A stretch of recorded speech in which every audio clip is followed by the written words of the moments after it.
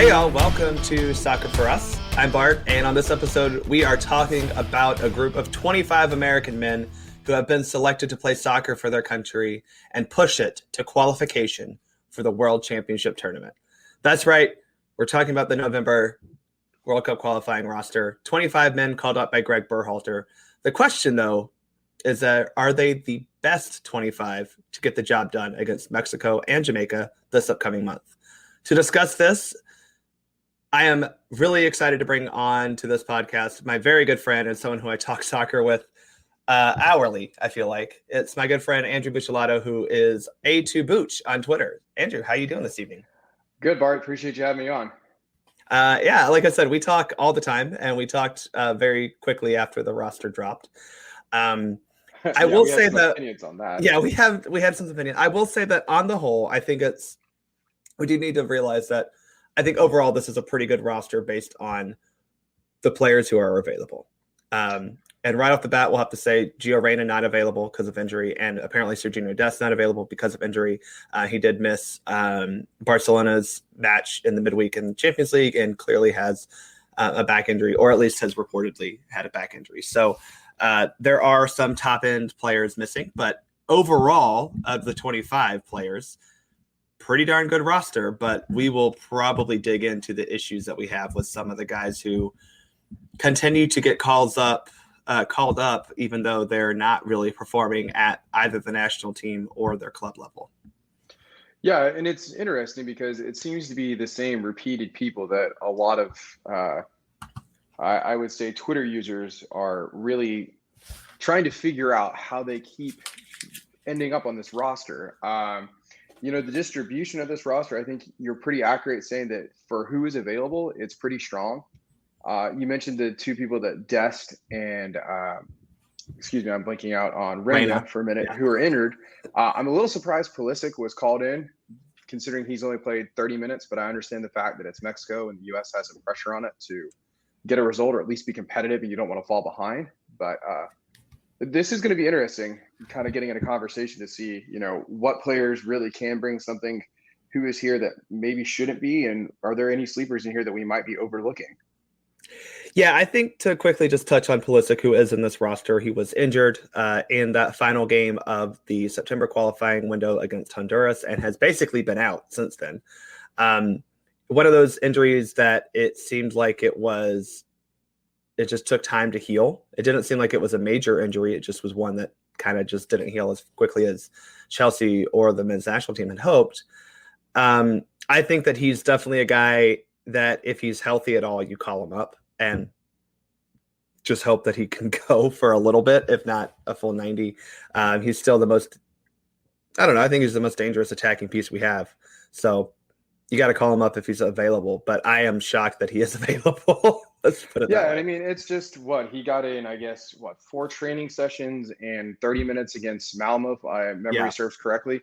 Now, granted, in that game, he did almost create a very dangerous chance, and, it is Pulisic, and when he's on the field, something is going to happen. So yeah. I just personally was a little shocked that, if Greg was saying, hey, listen, we only have 2 matches this time, this weirdly, even though it's Mexico, it might have been the one break that he could have taken a rest where then he can play the rest of the way. Yeah. So that was only my concern, was saying that, I was a little surprised he was on this roster. Yeah. And, it could be one of those situations where he plays all 90 minutes against Mexico. He could play, 60 or 70, or he's just a second half impact sub. I'm curious how Greg will deploy him. I'm curious what his actual status is. But let's talk about this roster as a whole. As I mentioned, 25 guys. We'll start off with the goalkeepers. 3 of them, you have Sean Johnson, Zach Steffen, and Matt Turner. We've seen all these guys before. In fact, these were the same 3 from last window. I know you and I both like Ethan Horvath, but does that really matter? In my opinion, Horvath, I had a little tirade on Twitter. I know that some people got all over me about, but he went to Nottingham Forest, and I was expecting him to win that job. And the fact that he didn't, it's a little troublesome, a little concerning from my end. I'm part of the goalkeeper union, so whenever you make a move and then you're not moving up the ladder, you're not doing something to progress yourself, I can see why Berhalter is a little hesitant. Now, my question to you is, Bart, who do you think between Stefan and Turner is going to get the first start against Mexico? Yeah, that's a difficult question, and that's kind of what Greg's going to have to figure out. I have to say that I think Turner is a better person to start against Mexico for two reasons. One, if history shows us anything, we're not going to possess the ball a whole lot against Mexico. We haven't done that as a Greg Berhalter team ever playing Mexico. Canada somehow can do it, but we're not able to do it. And I think that Mexico does put a lot of pressure on the goalkeeper, and Matt Turner is definitely a better shot stopper than Zach Steffen. But this is not like an either or, right? Like, this is the problem we get into this discourse of Zach Steffen versus Matt Turner is like, oh, well, Matt Turner is a great shot stopper, so therefore Zach Steffen clearly can't save anything. But Zach Steffen's good with his feet, so clearly Matt Turner can't do anything with his feet. And it's like, no, they're both like, out of a 10 out of 10 scale, I would say Turner's like a 10 out of 10 shot stopper and like a 5 out of 10 with his feet. Zach Steffen is closer. His gap is not as wide, but he's not great with his feet. I think people are over exaggerating his talent with the ball at his feet, but he is definitely better and would facilitate better offensive possession through, I'm assuming that is something that he has learned a lot at Manchester City. Yes. And he did a lot with Greg Berhalter when he was in Columbus. So yes, he's better with the ball at his feet. I just don't think against Mexico, we will have a lot of opportunities to really distribute the ball like he would want to. And so I would just put Turner in because I think Turner is a better shot stopper, and we're more likely to have a good shot stopper against Mexico than we need a guy who can play the ball out of the back with his feet. See, it's kind of interesting because I definitely agree with you on Turner being a much better shot stopper. Actually, I shouldn't say much better, but he's a much more consistent shot stopper. Yes. I think Steffen might be able to pull off the more dramatic save and be a better athletic, just overall, that he might cover more distance, but his consistency isn't there. He's had a habit of letting howlers in. I think even for Man City this year, I can't remember the cup game it was against, when it was an easy save that somehow it just trickled in. It became not an easy save, yeah. Right. And then, it's a good thing he just signed, I think, a 3-year deal with Man City, extending his current contract. I think it came out this week. Yeah. I think that's a positive for him. I think that actually is a positive, stating that he clearly is doing things right. And he's been good other than the one blunder he's had. He's been good, especially recently for Manchester City. No, and I agree. And what I was going to get there is with Pep, that he's playing the ball with his feet, that that even in those games where Man City is playing with their cup squad that's clearly not their first choice 11, that, he's getting the job done. He's distributing the ball properly. I mean, yeah. Horvath, for me personally, about gave me a heart attack twice in the last World Cup qualifier, where, you have teams that are like Panama and Jamaica that are giving him pressure and trouble. And don't forget, in the Gold Cup, he almost straight up passed the ball to a Mexican striker when he was under pressure. I mean, that makes me a little concerned where, maybe does that bring in the argument that you do need Steffen, because you are going to have your center backs with the ball a lot. And depending on who Berhalter starts, if it's going to be Zimmerman, Robinson, Mckenzie, or maybe Chris Richards, it's going to be interesting to see how they pair that up, because that I think will also determine who's in goal. Because if you don't have a keeper that's going to command his box, come off his line, and use his feet against Mexico, I mean, you're going to be facing a lot of shots where do you value the shot stopping ability over maybe say, hey, if we have a keeper that can get the ball 90 yards down the field and have a potential for Weah to run onto it, or Ferreira to run onto it, that, where does Greg's mind go with that? What is more important there? Yeah. And I don't know, because Greg has always said that he plans his rosters for how he envisions the games going, and those never seem to go to the way that he envisions them. So clearly he's living in some weird reality that we don't see. But I'm just saying that based on what we've seen from USA Mexico games under Greg Berhalter, other than the first game that we played under Greg Berhalter was a Gold Cup final, and we didn't really have a whole lot of possession. That second game was terrible. We tried to possess the ball, we couldn't. And over the summer, we really didn't play a whole lot of possession attacking soccer. We did play vertically. There was a lot of verticality in our attack. There's that and it worked. It worked. Let's just put it it did work. Because I think that the U.S. has the ability to do that against Mexico. And, I joke about Canada doing it, but Canada hasn't beaten them. they've got a couple draws. They came up short against them in the Gold Cup semifinal. The U.S. has beaten Mexico twice, playing this philosophy. I still would start Turner, but I don't think there's a clear-cut number one. I just think Matt Turner is right now the better shot stopper, and I think that is more important when it comes to playing Mexico and trying to win games. No, and I would agree with you. I think that's the way that Berhalter is going to go.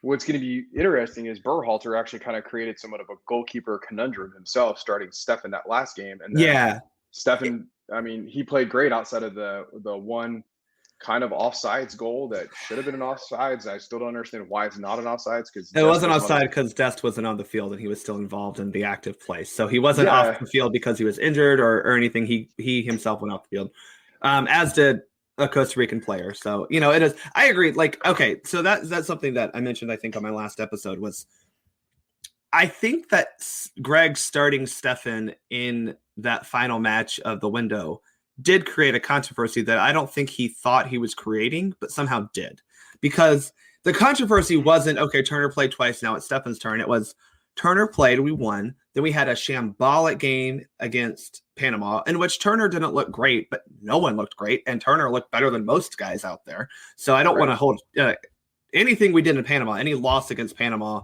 that was not Matt Turner's fault. No, and I mean, honestly, and so then you start Steffen, and it's like, what does that say to the guys, Well, and that's kind of the thing that it comes back to for me with Berhalter is that, some people have incredibly long leashes for mistakes they make. Other people, it seems that if they make one mistake, they're not even on a leash, they're just free range. Well, exactly, free range, or you have like, one mistake, all right, we're not calling you back, kind of a player. Yeah. Where with Turner, it feels like, and I don't want to just sit here and hammer Turner, because don't get me wrong, I mean, 73 points in the MLS, and you're getting, I think you're leading the league in clean sheets. That doesn't lie. Those numbers don't lie. Now, I will say with the U.S. men's national team, he has been somewhat fortunate in places that shots are there, and where his shot stopping ability comes into play is most of the shots he's facing are in the middle third. And the fact that he's that good of a shot stopper, it makes for a very consistent score line of a U.S. 1, opponent 0, or maybe if one sneaks by him, that's that. I mean, if I remember correctly, I think it was he let in one penalty in the entire Gold Cup. That was it. It was one penalty kick. That was the only goal we conceded. But and the other thing is, what I was going to say is, we have this goalkeeper conundrum. We're talking about this back and forth, the different things, the shot stopping and all that. But then you also run into the thing that people always forget, that I think it was at one point there was 300 consecutive minutes that the U.S. men's national team did not score a goal from the open run of play. We only scored from corner kicks, penalties, or from a set piece, which in my opinion, that's a very dangerous thing, because now you're going to have some lopsided statistics towards a goalkeeper that are going to either make people look really good or really bad. And we're having this conversation that we're having because now the numbers are so skewed. But I mean, the thing is this, let's go ahead and put it this way. I think Turner right now is sitting at 1A, Steffen is sitting at 1B, and Sean Johnson is there in case somebody gets hurt. Right. I like Sean Johnson. He's done great things at NYFC, and being an Atlanta United fan, man, that man has made us mad. Yeah. And some of the saves he's made. So, I mean, he's quality as well. It's just right now it's going to be, I think Turner, you're right, is going to get the call.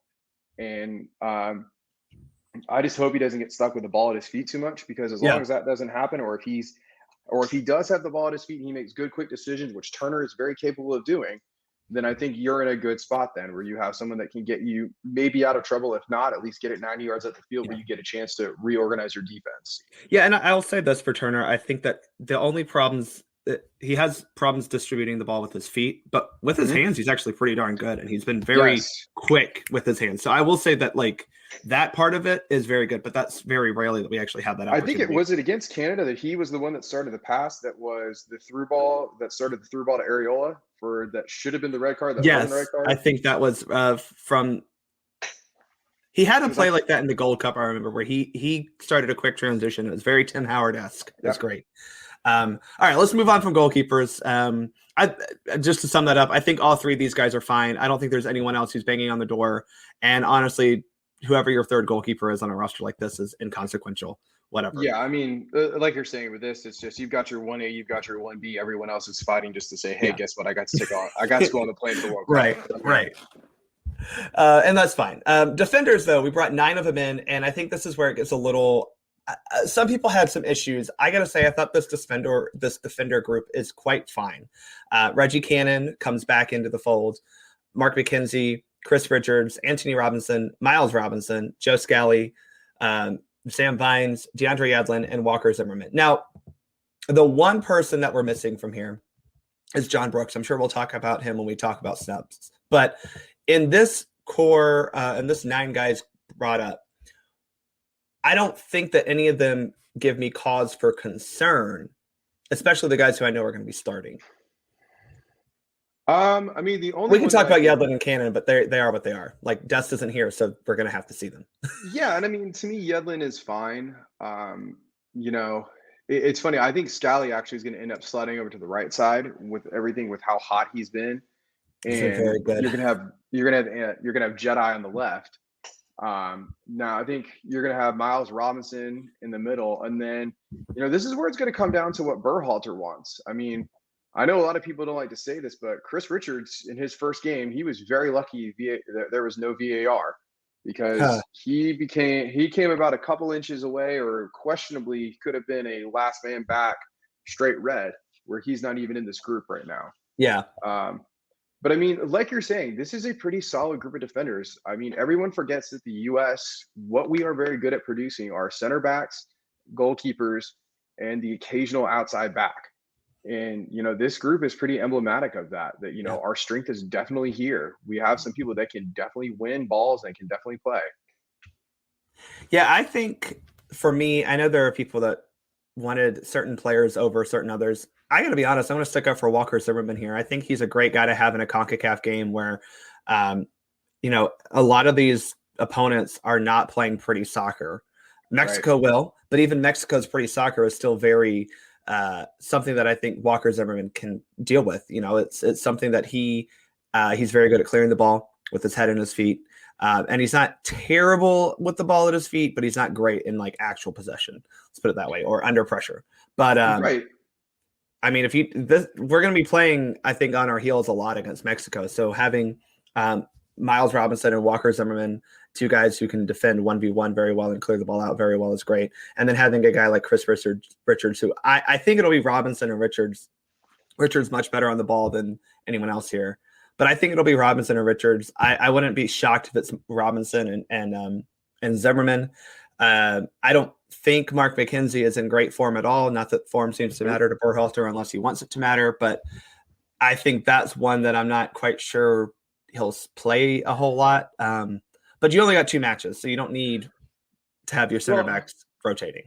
Well, the other thing I can see is Mark Mckenzie. He had a shaky start against Mexico in the I'm forgetting, was it that was Nations League? Yeah, and I mean, great. The second minute he coughed the ball up, they score a goal directly off that. But then for 80, probably I would say for the next 95 minutes, he was solid all the way through extra time. I mean, yeah, and I mean, he made a great quote about that he's like, you know what, I realized I made a mistake, and he was like, at 2 minutes, I either had 2 choices. It's either get over it or they're going to eat me alive. And he was like, I got over it and I just started playing and things started slowing down. And, you know, from there it was better. I mean, it's like you're saying, I mean, it's good. We have some guys that can win aerial duels here. You have some guys on the outside that can connect passes.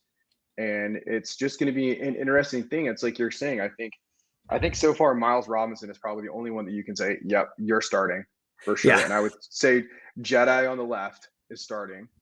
And then after that, I mean, it's going to be really up to what Berhalter thinks. And I mean, the only reason I'm saying those 2 is I'm assuming, judging by the distribution of this lineup and Berhalter's penchant for a 4-3-3, a 4-5-1, that we're going to see a 4-back system. Yeah. I don't think there's a reason to see 3 backs. I know he tried it against Mexico the first time we played him this summer. I'm not quite sure that's the best approach. I think playing what works best for us is better. And, you know, I think if you put Miles Robinson out there, you have a guy who's great 1v1 defending, and whoever's next to him, their job is to kind of cover the rest of the stuff. I agree with you. Jedi's on the left.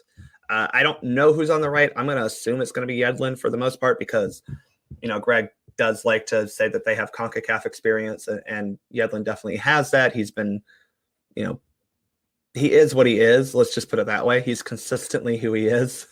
Sure. I'm not saying it's good or bad. It just is who he is. And he continues to do that for the national team. And Greg has put him in repeatedly at that right back position. So maybe, I don't know, Reggie Cannon coming back is weird because he was hurt, supposedly came off hurt in a match over the weekend. And now he's healthy enough to come to the U.S. national team. So that's a little weird, but that is a little I don't strange. know. Yeah. I mean, the only other person I could see sliding over to right back would be, since I think it's somebody, a couple, I should say, a bunch of people on Twitter have said that he's pretty universal either side. I know he's been starting left back, if I remember correctly, for Mönchengladbach. He's played on both sides of the ball, which is great. He is a right back. Joe Scally is a right back by like natural position, but he's played both sides. And I think we all want Scally to take over and start immediately. I just don't know if Berhalter will do that. I just don't know. Especially against Mexico. We'll see. He did start George Bello against Mexico, so there you go. But that also wasn't Bello's first appearance for the national team. This would be Joe Scally's first appearance for the U.S. men's national team. Yeah, and it's going to be a little bit interesting because this Mexican national team is going to be a different iteration than it was last time. I think the time that Bello got his start, it was a little bit more predictable that you knew they were going to try and go one-on-one down. They also didn't have Raul Jimenez. Right, and so you don't have that threat that you can go down the middle of the field where, you have to have people a little bit more aware. You can say, okay, whoever's the faster back on the outside, you can put that person in there because you know that you're just going to have quick people trying to go in, trying to draw fouls, cutting into the middle. And as long as you have someone that doesn't dive in, they're okay. Now, with that being said, it's also interesting that you're saying that everyone wants Scally to start. Well, it's like Chris Richards here. I mean, I think Chris Richards is potentially going to be the absolute starlet, top-notch center back that starts for Liverpool. Maybe, hopefully, one day he'll end up at Bayern. He'll actually play for Bayern. Yeah. Yeah, I mean, and it's hard to read with Bayern sometimes since they like to do the Chelsea model. They like to collect as much talent as they can, loan them all out, bring them back in, see who did well, and then reevaluate the process year over year. Now, I think with the two of them, they have potentials to be absolutely sky-high players, but I'm always a little bit hesitant to put them in a CONCACAF game because you can see what happens with Panama, where a team that you should have beaten 3 or 4-1, you're stuck in this crazy game where you're just like, what the heck just happened? Yeah. And how did that result end up that way? And now we're sitting like we're in 2017 saying, do we got to start looking over our shoulder because we got to start getting some wins. We got to get them quick. And is this the game that you put him in? Because now you're putting someone that's never played in a CONCACAF World Cup qualifier that suddenly is going to have probably 25,000 fans screaming at him. If he makes one mistake, you're going to get hammered on social media. And do you really want to put that player in that position? Yeah, I think I'll say this, that I'm okay with putting a new player in as long as they're surrounded by guys who are pretty solid and experienced. And I think this would be in a case where if Scally starts on the right, you're not putting him around other guys who aren't experienced or who aren't, I would say, cool, calm, and collected guys, right? Like he'll be playing with Tyler Adams, hopefully, in the midfield. He'll have probably Tim way ahead of him on the right side. Miles Robinson next to him on that center back spot. Or if it's not Miles, it might be Zimmerman. Or, like that's a pretty good spot for a young kid to be in, surrounded by guys who you can rely on, or at least who are good. Like Miles is not a great vocal leader. I think Zimmerman is a little bit better at that. But like both of those guys are solid defensive leaders in their own way. Sure. So I still don't think Scally starts, but I think that no matter what, if he plays this window, it won't be like that Panama game where you have a bunch of guys out there who clearly are not able to handle the situation. Right. I think he'll be surrounded by guys who should be relied upon. Yeah, I mean, and that's going to be the big thing to see is that with Berhalter's decisions going forward, I think my guess is you're going to see Zimmerman and you're going to see Miles Robinson in game one. I know everyone wants to see Chris Richards, but I have a feeling it's going to be Zimmerman. I kind of think so too. I would like to see Miles and Chris just forever because I think they're the two best that we have potentially right now, especially if John Brooks is so out of form that he can't be bothered to be called into a U.S. national team. But don't even get me started on that right now. We'll get started on that in a couple of sections next. But I think that you're probably right. What'll be Miles and Zimmerman. But I don't think that Zimmerman, I know everyone wants to dump on Zimmerman because he's an MLS guy and I get it. But I got to tell you, I think he's a perfectly acceptable CONCACAF center back. And again, his strengths are clearing the ball, and I think we'll be doing a lot of that against Mexico.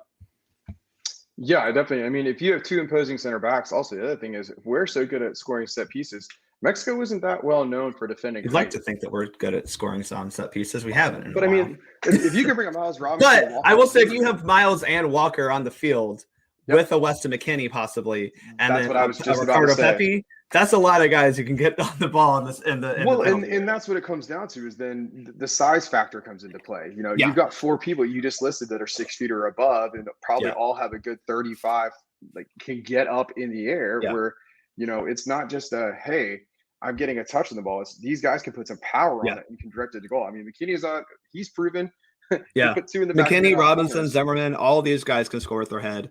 And even a guy like Pepi is big, tall, can get into the box. And then you have guys, hopefully like Musa or Weah, who are great at getting on the end of a ball, possibly as well. So, yeah, I think that our defenders, I don't think that it's as problematic as some people make it out to be. And I don't think that there's that much of a difference between who we've called in for these defenders and who we could have, say, for one person.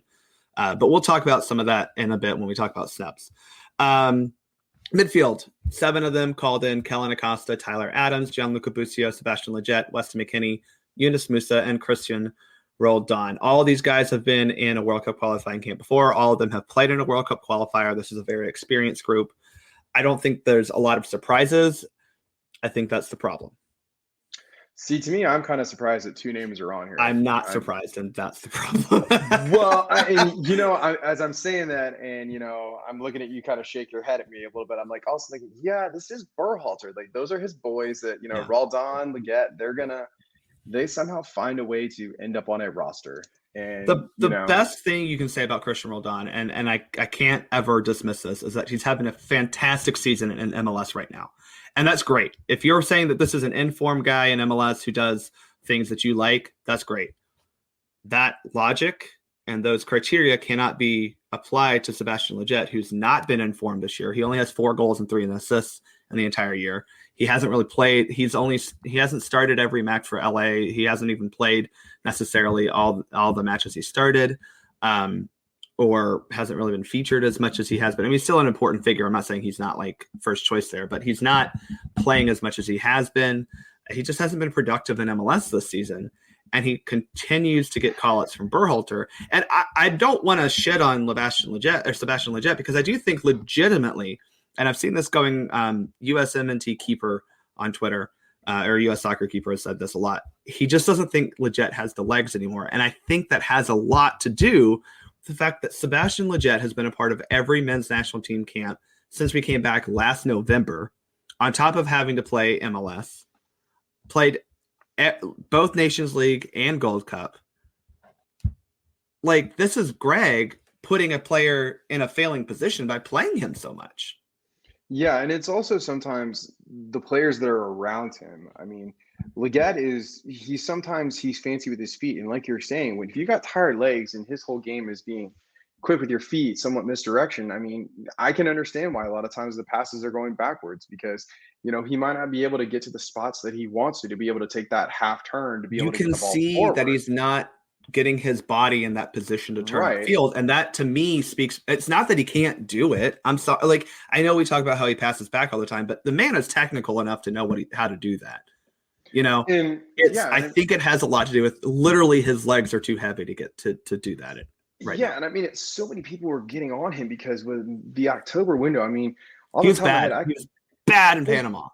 Yeah, and you could see there were a couple times that he received the ball, and like you're looking and you're like, okay, I know I'm watching a TV, but there is no way that a professional soccer player doesn't see that there's a 30-yard diagonal ball that is wide open with a runner that's going to have a one-on-one opportunity, and we had numbers coming from the other side. Or which space is clear for him to turn into, like all these little things, right? Yeah, and I mean, it's a good point. I never thought about that, and I forget that. And I mean, you also forget that the man at one point was the top class for U.S. men's national until he had that terrible tackle that gave him the Lisfranc fracture in his foot. And he's never been the same player since. Yes, he's done some wondrous things on the balls. He's had some incredible touches, but he just never had that capability to just drive forward when he used to before that injury. I mean, and Roldan, as much as I love to harp on him and beat him up, I mean, I hate saying this, but the man always finds a way to score a goal when he needs to score a goal to stay relevant. Yeah, And he's good for knock on Seattle. wood. I won't take that away from him. The man's good for Seattle.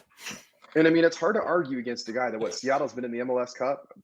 God, what? I think they've been in the MLS Cup 17 of the last 18 years. I think that's the stat. Yeah, I mean, it's something. No, they've been in the MLS Cup final for the longest time.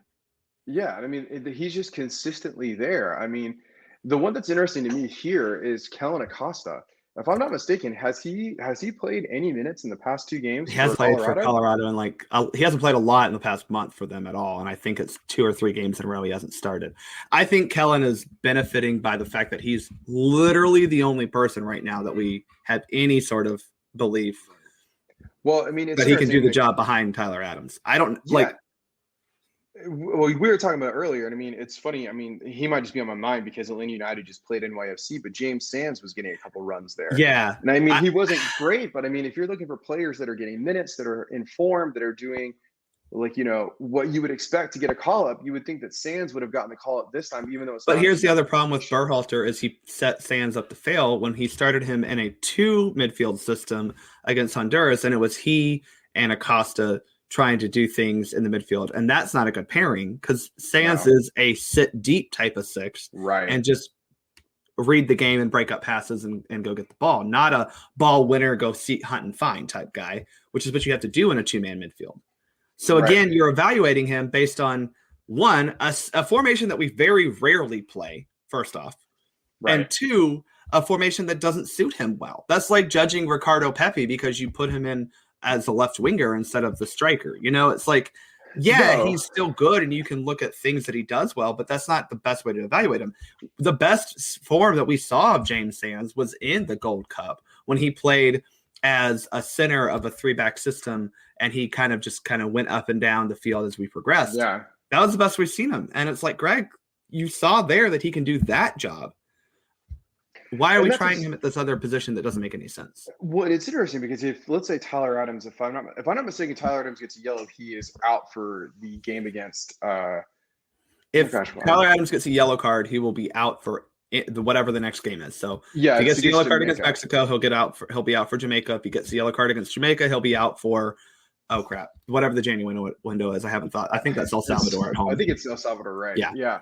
What I was going to say is this: it's interesting because since you have Yunus Musa, you have Buccellato, you have Weston McKennie, and you could put all of them in a situation where you could have had Sands below, let's say, a McKennie and a Musa, where you have 2 very rangy players that can cover a lot of distance. They can take a lot of pressure off of him and just say, hey, listen, your job is just to shield the back line. And ironically, it's funny now that I'm saying this out loud, I'm hearing it that, that's kind of actually not a bad situation to have against Mexico, because if you have Walker Zimmerman, who is athletic, you have Miles Robinson, who is athletic, and you put James Sand, who's very good at intercepting those through balls, well, that makes it where whoever your outside backs are, now they might have the opportunity to push a little bit more forward and pin back those wingers that Mexico is so well known for that have terrorized this national team. So that's kind of an interesting. I mean, obviously Tyler Adams can do all that and more, which is the good thing. I'm operating the but assumption that Tyler Adams your point of if Tyler Adams isn't available, or if somehow, like James Sands, I think is a better option than Acosta.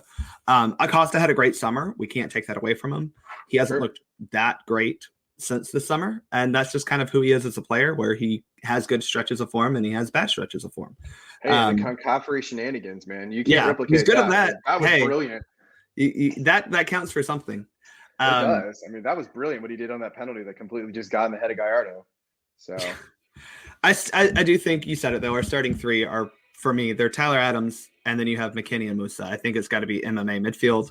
I don't think anyone else on here has earned a start, especially against Mexico, which is the most important game we're going to play in this World Cup qualifying campaign. I could possibly see Leggett starting against Jamaica because that seems like something Greg would do. I could see Buccellato starting against Jamaica as well. Yeah, I would think Buccellato. I think the thing for me is, and this is something that Greg got completely wrong against Panama, is rotation's one thing, but you have to keep your core intact, and you can't rotate all 3 of your midfielders. And so you have 3 mids. You can bring in 1. That's great. You can sub in 1 for 70th minute if we've got a lead. Then you bring in Kellen Acosta for McKennie because Acosta is going to sit back with Adams maybe. But you have your three who are clearly your best three midfielders. You got to start them and play them as much as you can. Yeah, and I mean, I think this is the first time that you're going to be able to see potentially Pulisic play with the three of them, right, all on the field since I think it was and of course that means that Greg Berhalter won't do that. Well, right, and I mean, like I'm sitting here now, and I mean, I was sitting here reading this, and I'm looking like, all right, so you got two predominantly defensive midfielders, two kind of natural center midfielders, and then 2 to 3 center attacking mids based on where you really consider what Roldan's natural position is. Yeah, I mean, it's interesting because, like, you know, I don't know. It's like I get a little nervous because it's like Olympic qualifying. You're sitting here and looking at this roster, and you're like, all right, Mexico is suffocating. They can't be suffocating. Yeah. They can press. You need creativity. But then you're looking at this and you're like, okay, UCO can hit a creative pass. You know, Musa can do it. McKenzie, he might not be able to hit a creative pass, but he can just run through you. Yeah. But then once you get past that, like, I mean, Leggett, I mean, I don't know if he's going to have, like you said, I don't think you can consider Leggett a creative player anymore. And Roldan's not creative in the way that you want him to be. He's right, shifty, but not creative. Yeah, I think exactly. McKenzie is creative in the sense that he tries creative things. They work sometimes. They sometimes don't. Musa is very good at progressing the ball upfield because he's so strong and so good with the ball, keeping the ball at his feet. Not afraid to turn into pressure. And right. He's so good at he's so good with the ball at his feet, holding off defenders. It's so great. He's got such great ball control and body control. And then he has the awareness of when to play that pass that springs a winger. Yeah. That's something that I think the men's national It's almost like he did that against Jamaica in Austin, and we scored a goal off of it.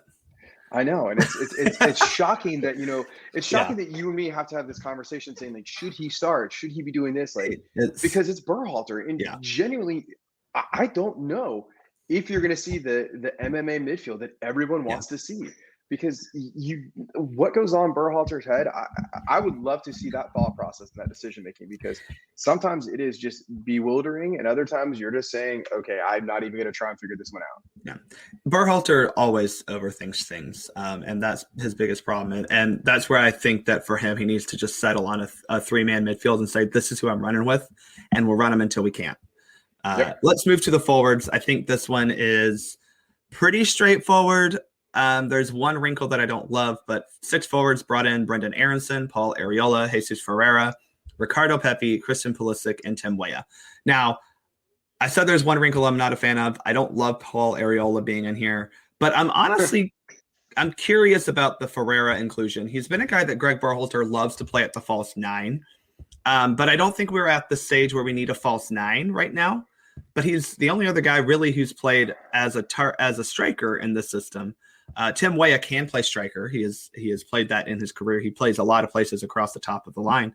But it's very clear that you have Ricardo Pepi, and that's your only striker. Yeah, and I mean, that's a little troublesome in my opinion, because, I mean, you're not leaving yourself much of a backup plan here. I mean, I'm not sure with this window, since it's only 2 games, do they have the flexibility of calling in people during the window? You absolutely can call someone up, but who are you calling up? Maybe Daryl Dike? Well, I mean, because it would have to be. You'd still probably have to be constricted to bring someone who's in the U.S. just for travel things, right? And I mean that's what I'm kind of surprised that, you know, you don't see a DK, you don't see a oh man, who am I blanking out on the names right now? Oh man, Pifak. Yes, thank you. Yeah. Pifak. Maybe, I mean, I know Josh Sargent's in England, so I mean that's not a terrible flight to where Cincinnati is. I mean, that could get in quick.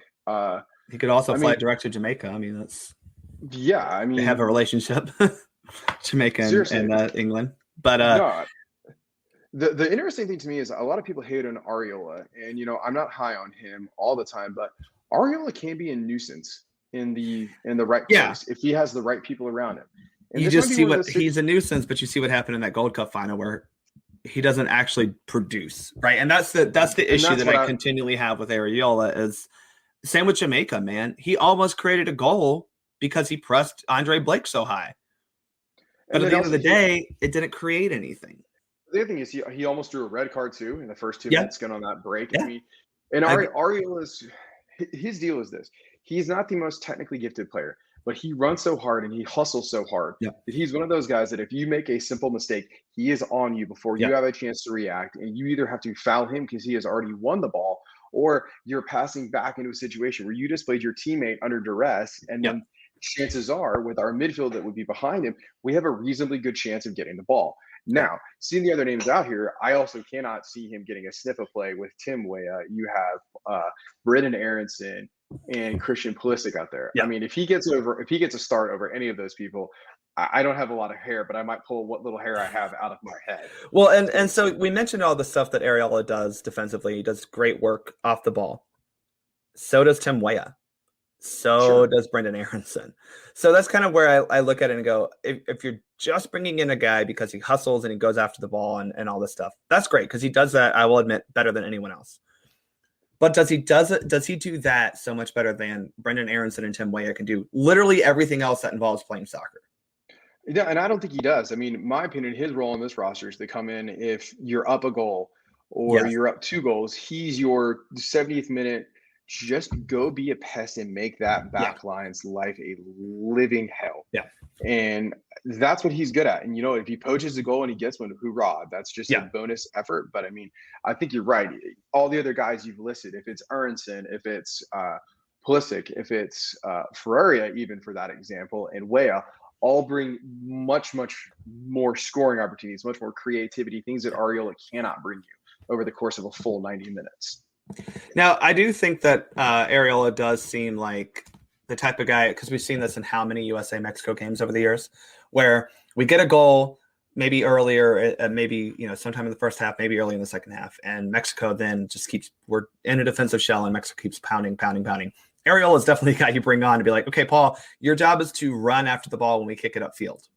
Yep. He can do that very well, and maybe poach a goal off of that, because we've had so many times where that's been what ended up being the goal that sealed it for us. And maybe that's a job he can do if he's not starting. I know that Berhalter loves to kind of set his teams up where he can bring in what he calls solutions to solve problems in the middle of the game. But I mean, I get it. Like, I understand the point behind that term, but like the problem is he creates problems that we need solutions for by not starting his best 11 and putting games away early. And that to me continues to be a problem. Yeah, and it's also funny because it seems like at least once a game, there is one player that you're looking at and you're like, why is he lined up there? Like when he consistently tries to put Tyler Adams at right back. This man, Tyler Adams, is the best center defensive midfielder that we have probably ever seen. But yet he starts at right back and has to cover back. That game against Honduras where he started, Honduras where he started at right back. When Kellen Acosta started in the midfield, I'm like, Kellen Acosta has also played right back. And no offense to Tyler, I would prefer Kellen be at that right back position because he's a little bit more, in my opinion, Kellen Acosta, putting him at right back, you don't lose as much as you do taking Tyler Adams out of the midfield. That's my point I'm trying to make. Tyler Adams is so good in the central midfield that we need him there. Kellen Acosta is going to be the same kind of player whether you put him at center mid or right back. Let's be real honest. No, and I mean that's the thing is Acosta. Let's be fair to Acosta. He isn't a limited player that can only do certain things. He has shown that he can be a very dynamic player that can change games. But it's like you're saying, the consistency that you're getting from Tyler Adams in the midfield is going to free up Musa. It's going to free up McKenzie. Yeah. If Buccio's in there, that's what gives those guys that license to just roam. Because they know that they have I don't want to say a little guy, but they have a consistent player behind them that is going to win balls, that's going to win the 50-50 duels, that's going to be able to turn around and just get them the ball and be able to progress it back upfield and say, okay, hey, listen, you had your turn pressuring us. Let's turn around. Let's put the ball back on you. And then they can possess it and make it where it's not just hey, let's just play a blind pass up and see where it goes. Because that sometimes is the thing that Acosta does is he has a great idea of what he's doing. He just doesn't execute it. It was like that botched touch where he had a clean, easy, all he had to do was collect it, turn, and he bobbles the touch and it almost ends up being a goal. Yeah. Where it's like little things like that just, you have those in the back of your mind as a fan saying, oh, please don't let it be this time that he messes this touch up. Or with Tyler Adams, you don't have to worry about that. It's just that smooth, that consistency. Yeah. Let's go. We're going to move the ball. It has a rhythm. It has like a pace to it.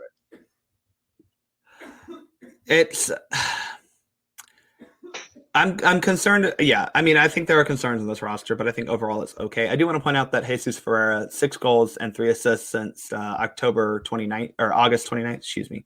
So he's been in really good form, and I do think that's why he got called up, especially over some other guys. But I have to wonder where form of Daryl DK and to an extent Jordan Pefok comes into play. And whatever, that's fine. All right. We have gone through the whole roster. Let's talk about who's not here. Who do you think was snubbed from this roster?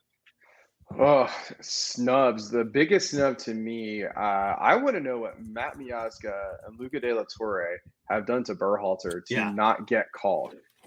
Conrad De La Fuente is another one. I think he showed great promise. I know he didn't necessarily score, but you can see that man has some high-end attacking flair, and he will run at anyone, and he is not afraid of anyone.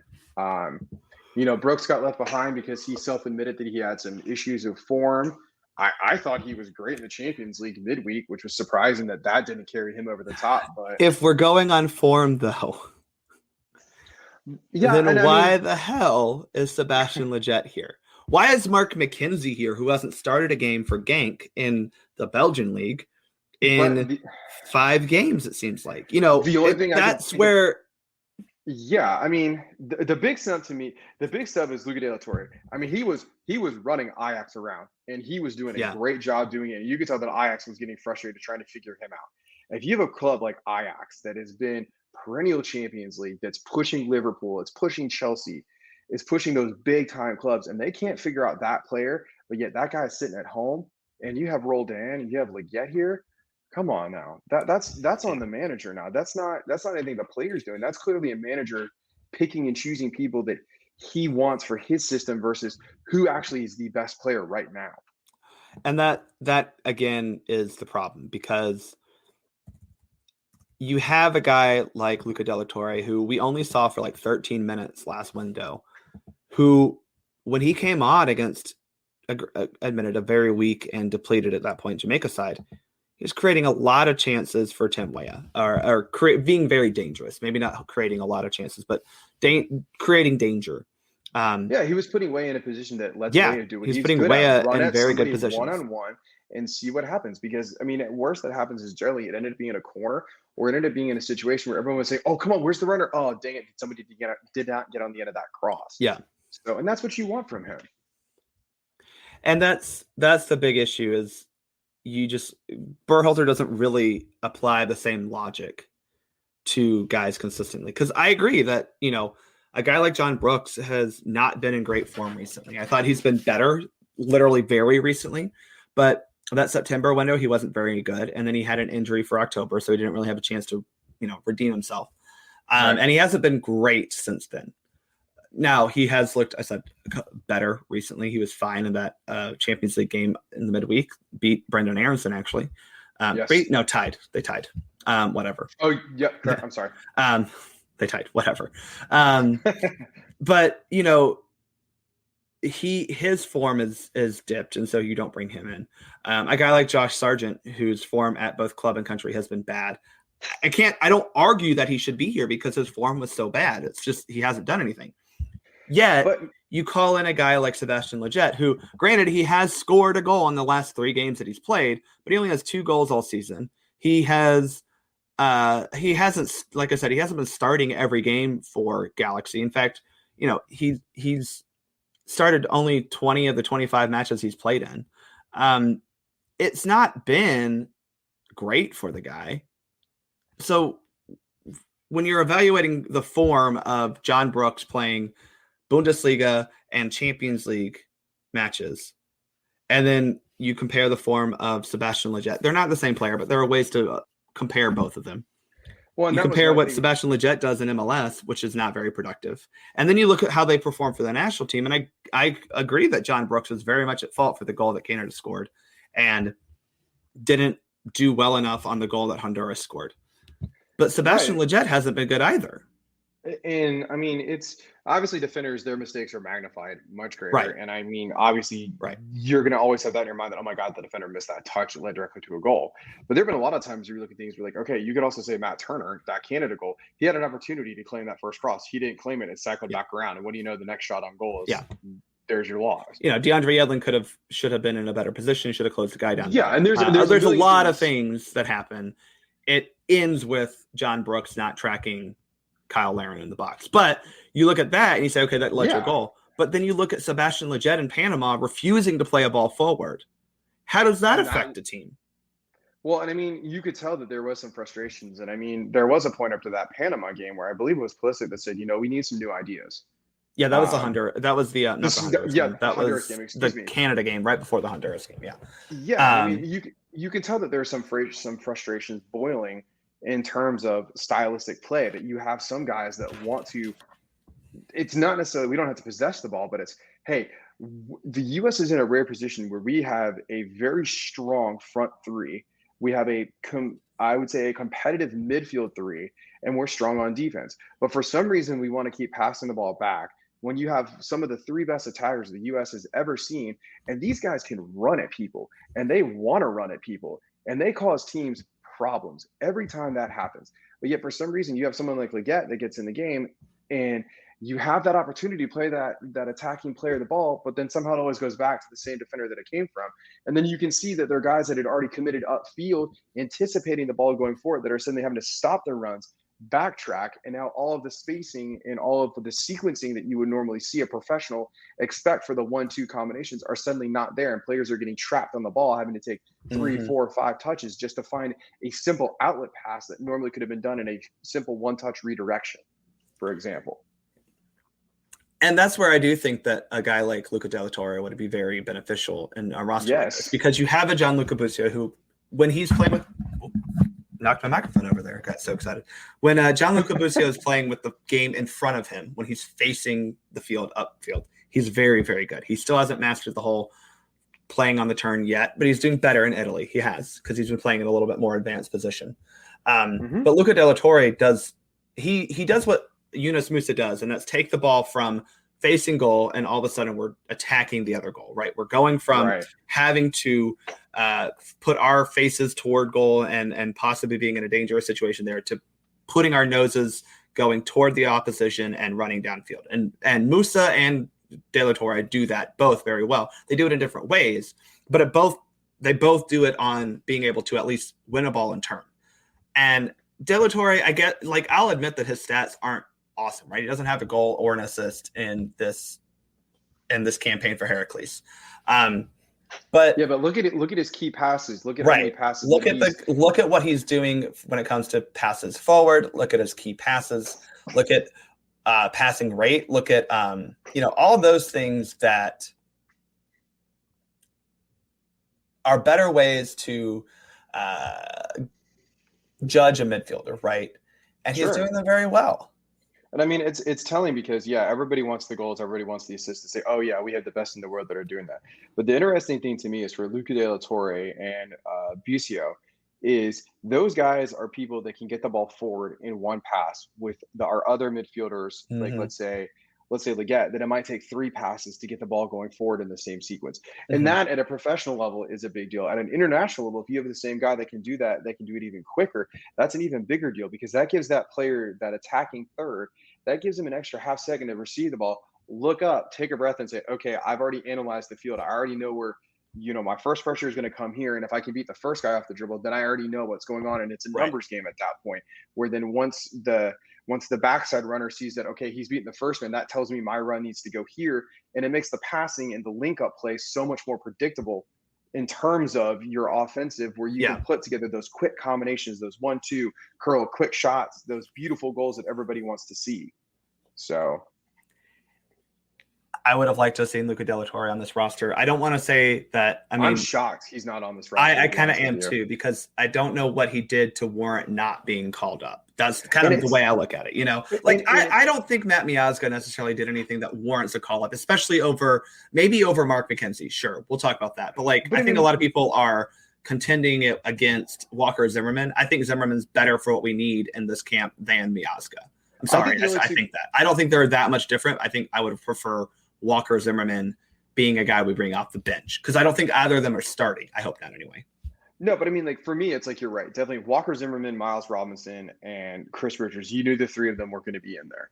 It was going to be then a battle of, okay, what is Berhalter's system of choosing people for next? Some reason he likes Mark Mckenzie more than Matt Miazga. I don't understand why. No, the only thing I can say that is because Mckenzie, as rough as he had to go the first time, he was able to handle Mexico. He was able to get himself in order.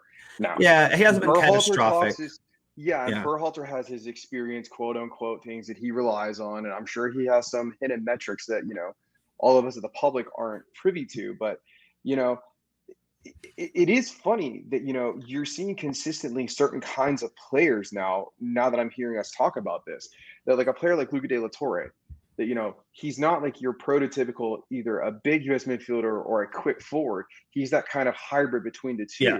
That hybrid, for whatever reason, with Berhalter's system, he doesn't want to choose it. And I know you and I have had this conversation round and round and round and round. At the national team, you don't choose a system and then fit players to it. You choose a system that fits the best players that you have. And to me, that's always been Berhalter's shortcoming, is you're sitting here and you're saying, man, if we could have this 11 on the field, that is scary. Even if you're playing a Germany, a Spain, the big boys that there's some players that those countries would say, okay, we got to watch him, because if we leave him, something's going to happen. Where now you're having guys that are coming in that it's the bigger nations, you can kind of see, okay, we can relax on that guy. We know what he's going to do. He's predictable, and it makes it where it changes the pace of the game.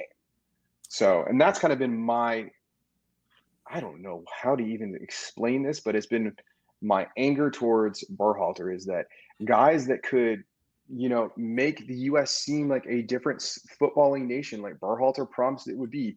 Those are the guys that he's consistently leaving at home. Yeah. And, at some point, you're going to lose a dual national to somebody. And it's not necessarily going to be a U.S.-Mexican dual national. It's going to be like another, who was the Italian? Was it Giuseppe Rossi? Yeah. Rossi. That goes to Italy. God, Diego you were Rossi? Talking about not Diego. Rossi was his name. I forget his first name. I mean, you're talking about the U.S. has been searching for a number 9, and you finally have Sargent. Yeah. Imagine if you had him up top, the holdover, after Altidore had all of his hamstring. Or during Altidore, right? Yeah, because that would have been they would have been playing around the same time. I mean, that's what's interesting about this, is those players that really could be the ones that move us forward and visibly move the team forward are the ones that are somehow being left at home. And that, again, just goes to the frustration I have about Roldan and Lletget. I don't think that they are an evolution of the American soccer player, right? Like Busio is. I think he's the type of American soccer player that you go, oh, he is a technically gifted player who is able to control the ball with his feet and make the game work in the way that he wants to work. I don't think that Lletget or Roldan are that type of player. I do think I want to complementary. I would say they're complementary players. If you put the right players around them, they shine. They're not a team. They're not a player that you can build a team around. And unfortunately, they're being put in places on the field that, the team is being built around that position. And you can see that they're either not rising to that level that they need to be, or they're just not equipped, one or the other. And I'm not sure what it is yet. One last snub I do want to bring in, and I'm not saying that he absolutely needed to be on this roster, but it's just weird, again, when we evaluate form, and especially if we're looking at MLS players who are in form, who might be similar to Sebastian Lletget and Gianluca Busio and Christian Roldan. He hasn't looked good for the U.S. national team, but he's looked really good in MLS this season. Georgi Mihailovic not getting any sort of talk. I'm not saying he should be. I want to squash everyone who's going to come for me. I'm not saying he absolutely needs to be in here. But if we're looking at an MLS guy who knows the Berhalter system, does little things right, and is able to be vertical, because Mihailovic is good at finding passes in behind defenses. He leads the league in assists this year. That's a guy that I'm like, if we're looking at form, even within MLS, Georgi Mihailovic has been really informed this season, and nothing. Now, I agree that he wasn't great in World Cup or in Olympic qualifying. He hasn't really looked great for the U.S. national team. I get this, but yeah, but I mean, the Olympic qualifying, let's be real. Jason Kreis did not do a very good job of selecting that midfield. He had a lot of players. He didn't do a good job of selecting anyone to play in that roster. Right. And I mean, Ferrari had tried to make a couple things happen individually by himself, and he had a couple brilliant moments, if I remember correctly.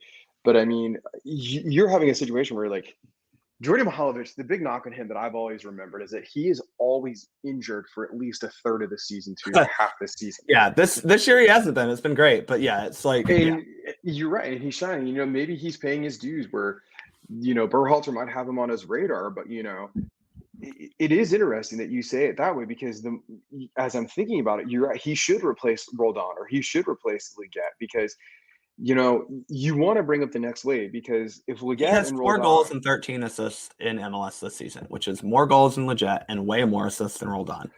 and and the other thing is also his team. It's not quite as deep as what Leggett has and what Roldan has too, which is even more impressive when you start factoring He's been that in as carrying well. Montreal not carrying, Yes. that's generous, but he's been very important to Montreal being close to a playoff spot this year. Yeah, and I mean, he's one of those people that you can tell that you can build a team around and he can handle it. I mean, we had brought that up earlier where, in my opinion, if you're seeing Roldan and you're seeing Leggett on the World Cup squad, something's wrong. I agree. It means somebody's injured, and major injuries are happening, or Berhalter just refuses to change. You and I have talked about this a lot watching games, and I know we blow each other's phones up all the time with this. Where we'll be watching a game, we'll see something happen, and one of us is like, "Watch this! Somebody's about to come on," and it's a predictable sub. That Berhalter then goes, "Okay, yeah, I tried to do what I wanted to do. It didn't work." Puts on the 11 that should have started the game, and then it's all of a sudden it's like magic. Yeah. Like 3 goals going, and you're like, all right, why didn't you just do this at the beginning? This game is out of reach in 30 minutes, and then we can go have fun. And it's do the same. You want. It's so much. Okay, so that Costa Rica match, we win 2-1. Obviously, we had a shambolic start. I think that shambolic start was not indicative of the rest of the match. I don't think it was a very good. I think it was just a shambolic start. It was weird. Yep. But you look at what could have been, and it could have been Paul Arriola starting instead of Tim Weah. Now, maybe Arriola wouldn't have played as much as Weah did in this game. Maybe Weah would have come on for him at halftime. I don't know, because Paul Arriola at that point would have played a lot during that World Cup cycle. But Tim Weah made us a much better team and a much better attacking team in that game that Paul Arriola could not have done. Because that's a perfect point to what you've been saying is Berhalter plays this way that then you're like, okay, Greg, that's not working. Bring in the guy that is better. And somehow it works out. Pacey wingers. He did it in Honduras. We go down a goal at halftime. He brings on guys who are playing in real positions that are actually good. And all of a sudden we get a 4-1 win. It's like, Greg, stop being cute with your damn roster. Yeah, and I mean and it's also interesting that my coach when I was growing up, Scott Snyder, I'll go ahead and say hi. Thanks for doing everything you did at Westminster. Give you a name plug here. He always had a method that he always said, if I have a fast winger that I can use that's good at driving at a defender, that defender on the outside isn't going to be able to wrap up the field. Some of the things that the U.S. team struggles against are those players that get out wide, that push up wide, those overloads outside.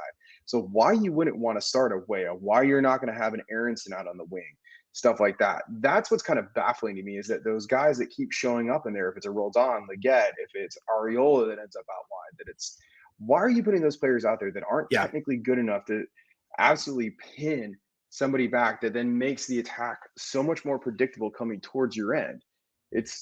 I don't know. I get Berhalter got the job because of his brother and all the kinds of politics that I don't want to get into on the show, really, but come on now. There's got to be a basic level of understanding that someone has to finally say that, listen, this is just not right. You've got to be better about player selection. You got to be more realistic about when you're on the field, what are the expectations of players. And like you're saying, if you're holding one player to a certain standard, you got to hold everyone to that standard. You can't pick and choose who you want, because then you start seeing the inconsistencies where the player is, okay, is he playing a favorite? Is he doing this? Is he just playing someone that he knows because he coached them? It opens up a whole lot of doors and a whole lot of can of worms that you don't really want to go down a national program.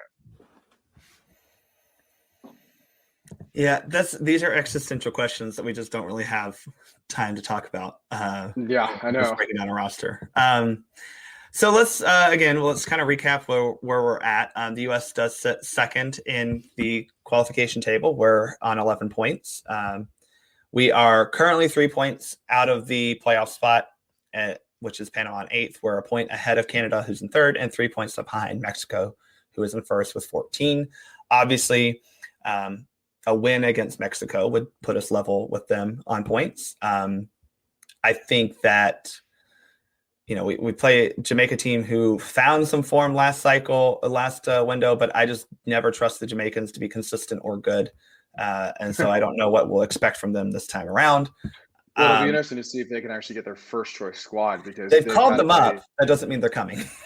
Right. And I was going to say, because with the red zone, I think, what is it? Was Leon Bailey and who were the other two attacking players that the U.S. did not have? Antonio.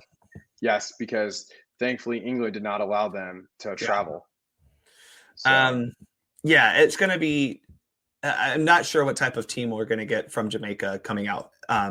They're going to be unpredictable because they always are. But I don't think I keep going back to the fact that I don't think Jamaica's the players Jamaica can bring in aren't that much better than what we faced in the Gold Cup with a much inferior squad, and we beat them. I don't want to put too much pressure on this window because it's only 2 games, so you can't say, oh, it's 6 points or die because you only have 2 games, right? That's a little bit unreasonable. But I do think that you have to win one of these games, and I really think you need to get 4 points. If you get 4 points, I think, again, you'll just kind of see we saw it last window where you saw the top 3 teams separate themselves. Yep. You even saw to an extent Panama separate themselves as top 4. If you can get 4 points this window and you sit on, what would that be? If you're at 4 points, 15 points. Right. Maybe Canada jumps you. It's possible, but no one else is getting close to you. And you go into a January window with very easy matches. You have a home game against El Salvador and a home game against Honduras. So this window is important to not lose ground. That's the only thing I'm going to say about it. And by losing ground, you cannot lose a game to a team like Jamaica, especially. If you lose to Mexico, I'm just saying this now, it's not that big of a deal. Who cares? Mexico increases their lead. Darn. But a win for Jamaica puts them all of a sudden at 8 points. They're in the hunt. They're hungry. And you're still at 11. You can't lose points like that, So for me, 4 points is kind of where we need to be this window. What do you want to happen, or where do you think we need to be? I would agree. 4 points should definitely be the goal. I'll be honest, and I'll say this: I think expecting a win against Mexico is a little bit of a long shot because one, we don't really know how available Pulisic is, and Berhalter's kind of quotes about him today made me feel a little wishy-washy on the subject. I mean, Jamaica definitely, you got to go down there and win that game. And I've said this from the beginning of this World Cup cycle. You're supposed to you have to win games at home. Okay, with Mexico, if you draw or win, that's a success. You don't lose at home. But at some point, you got to start winning some games on the road. Yeah. Because when you win that game on the road, you just took away 3 points from someone that they were counting towards their point total. And now you just change things. So if you go up and let's say you beat Canada at Canada, that completely just changes their whole outlook. We're now even draws on the road. I mean, that's why they're important. But beating people, like look at Honduras. We beat them on the road. They are bottom of the table right now because they couldn't hold on to that win. Yeah, and I mean, it's crushing to teams. Like if you think about 2017, the way that teams got in was it's don't lose at home and steal points where you can. And that's what the U.S. we have to get better at. When you're playing a team that you should beat, you have got to put that game out before the team starts thinking, I might have a chance to play this game. Mexico, all right, let's go through this match by match. Mexico, I'm assuming this is going to be a bloodbath. It's going to be a 2-1 game or a 2-2 final, that it's going to be close. And I think if there is a winner, it's going to be in the last 10 minutes of that game.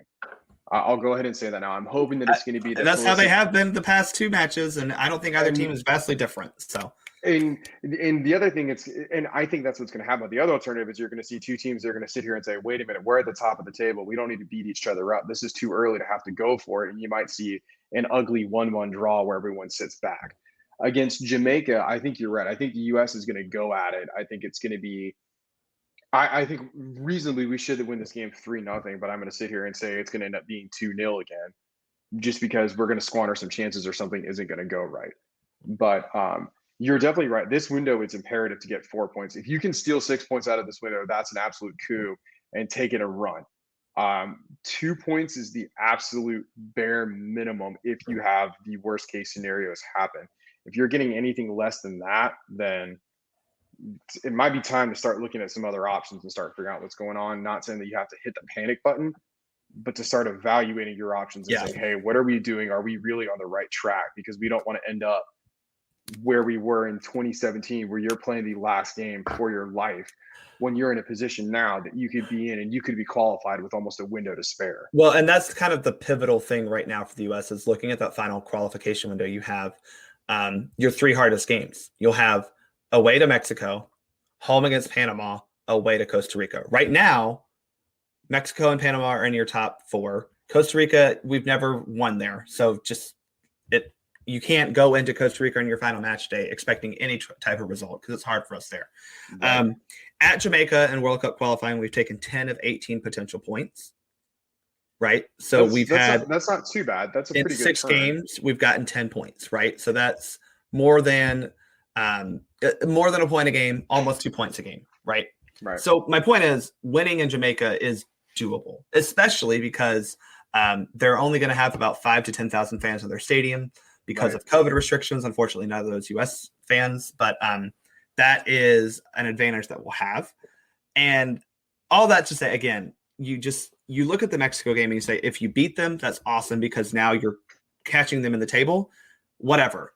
I'm not worried about Mexico when it comes to the qualification table. I'm just not. I'm worried about Canada, Panama, even a team now like Jamaica. So if you can get 4 points this cycle, if you can get even 3 points this cycle, I think that's the bare minimum. But you have to get a win this window. Yeah, I know. And because you can't leave it all to play for in that March 2020 window. That's it. No, and I mean, I think I'm hoping what Berhalter is not doing is he's not saying, okay, Mexico, we don't know what's going to happen. We're going to try him in Jamaica. Then he's going to try and run the table in the January qualification window. It's tough because you have to go to Canada in that window, Yeah, but I mean, at least the good thing going to Canada is it's not a bad flight. You know that you're going to be playing in an MLS quality stadium. It's Edmonton. That's true. I forgot about that. Not quite MLS quality. I mean, it's fine. I'm not shitting on just CFL Commonwealth Stadium. It is a CFL stadium, so it'll be okay. I think, right. That's where they're playing. At least that's where it was listed originally. Okay.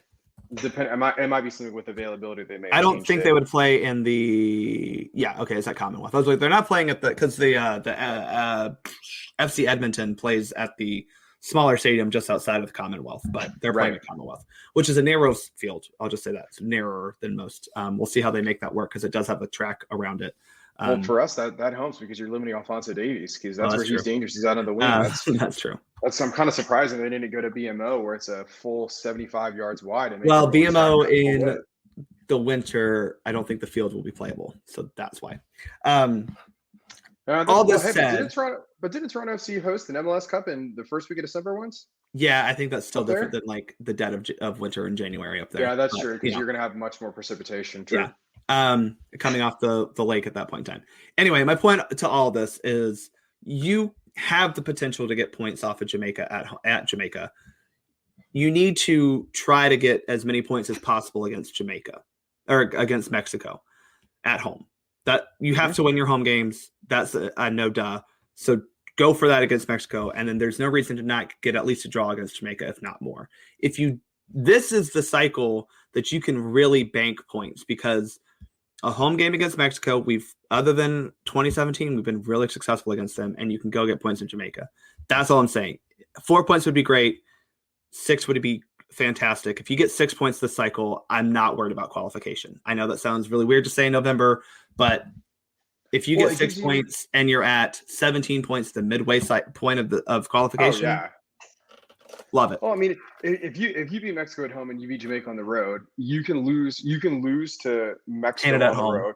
You can lose to Mexico on the road, yeah. Yeah, it gives you the flexibility to either lose to Canada or it gives you the flexibility then to also lose to Costa Rica. Yeah. You can lose 2 of those 3 on the road and it's not damaging. You've already got enough points where, like you're saying, if you take care of your business at home, the math says I think it's 28 points is going to be guaranteed. Either 28 points is the expected amount needed for second place. And if you're already at 17, that means you need 11 points total.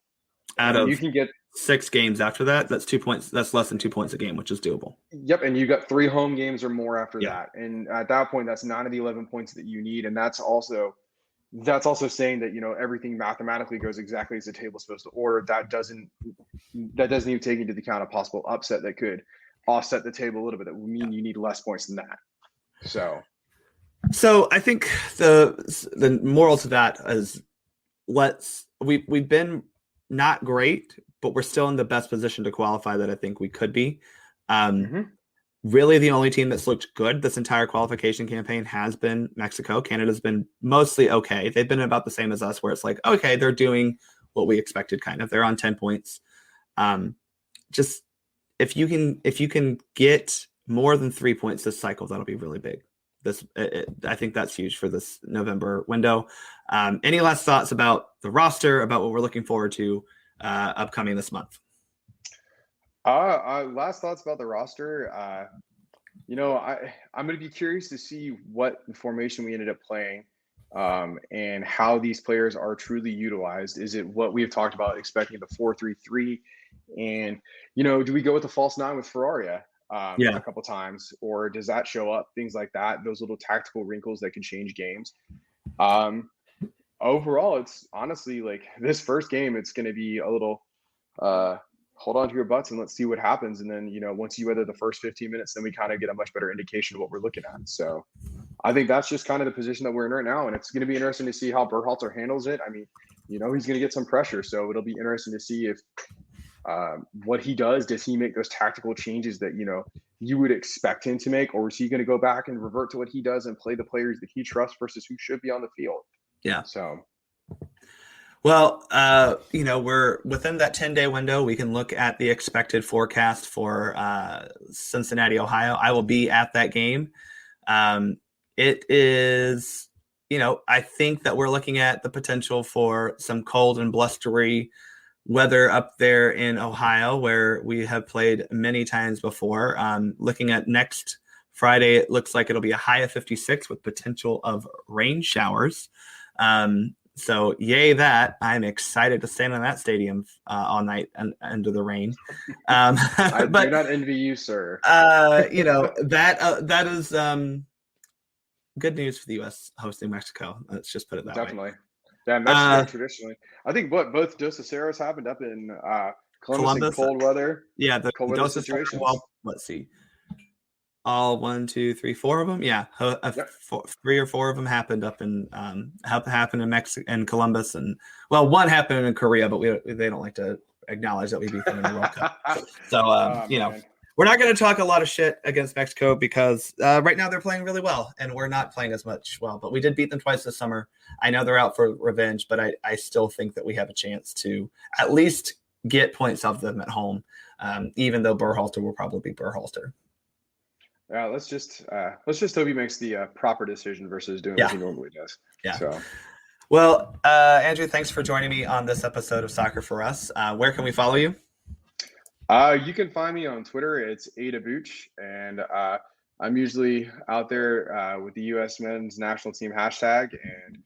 And any questions, things like that, I'm more than happy to answer. I like entertaining discussions and putting out questions out there to see how everyone else feels. So, Bart, I appreciate you letting me come on here and have a little bit of time to talk. Yeah, like I said, we talk literally every day, almost every hour about soccer and everything else. And glad I got to bring you on here to actually kind of flesh out our feelings instead of just having to text them.